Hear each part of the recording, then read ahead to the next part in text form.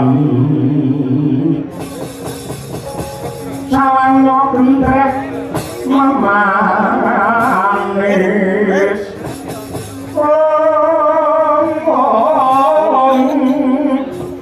wiringe dikamantian kene sing ucula kungas sing mulat leng-leng ranto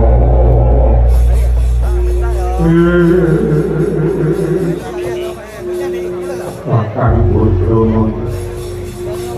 wiwit untung nganti biung kadiwihat para budidaya netepi dharmaning kasatriyan kanthi sakti nindra winirip alungguani aku lan kadang-kadang Pandhawa nemaya lakon sing palitri kaya ngene peken dedet kaya ora ana sulak ing pekan dendeng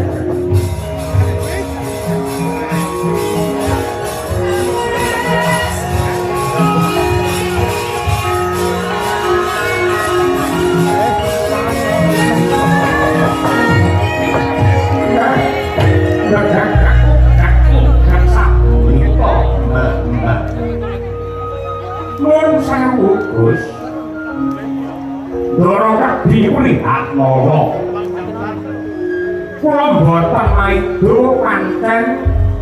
sampeyan wis netepi jejering satriya Kama nanging nuwun sewu manungsa niku yen uripe saya kandel tambahe lan saya becik kang dadi pakartine yektine malah saya gedhe cobane nanging pacoban menika yektosipun dados rabuke iman lan kangge ndembarake rasa sabar kejawi saking menika manungsa niku ora bisa uwal saka tembung bujo lan buji wong urip niku ora bisa ninggalake tembung bujo lan buji wong yen bujo mesti bakal diuji wong yen diuji bakal ya diujo mula antarane bujo lan buji kuwi rong perangan sing ora bisa dipisahake mula kudu setiti permati lan ngati-ati wong sugih nika ya nampa ujian wong sugih cobane dadi wong sakak wong pangkat ujiane dadi wong murka wong pinter ujiane dadi wong sombong dene wong sregep ngibadah ujiane dadi wong sing semuti-muti boten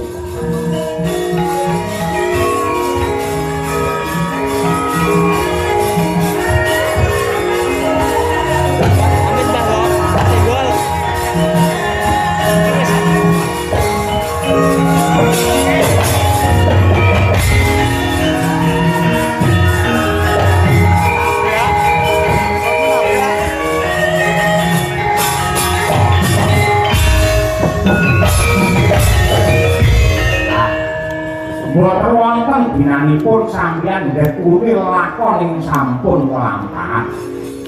ning mangsawan niku ingkang dumados wonten madyaning alun-alun ingkang raka nenggihipun jagal lawa tandingan kaliyan Raden Rajakala wonten bab ingkang ganjil wonten bab ingkang boten tinemu ing malang saben-saben raja mati cinemplungake wonten madyaning Sendang Watari bali urip melih wonten marambak makapring-kapring yen sampeyan lamati sampeyan ratu mandang bakale sampeyan mengko getun kedua tembe burine yen nganti Sang Jaka Bilawa mati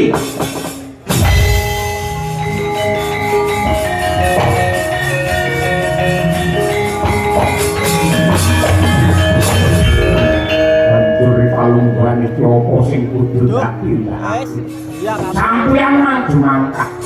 kula kelingan sampeyan nalika mapan wonten ing Wanakamiaka nate dipun paringi wujudipun sifat andel minangka piyandhet jemparing Brahma Warastra saking Bathara Brahma niku mang lepaske mang tibake wonten sendang matari bar niku mang surung donga kira-kira lakone niki mangke pripun kira-kira